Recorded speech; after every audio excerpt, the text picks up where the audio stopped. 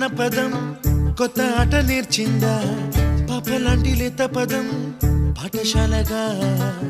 కూనలమ్మ జానపదం పల్లె దాటి వచ్చిందా చవళిల జానతనం పాట చూపగా కుంచెలో దాగే చిత్రాలు ఎదురొచ్చేలా అంతటా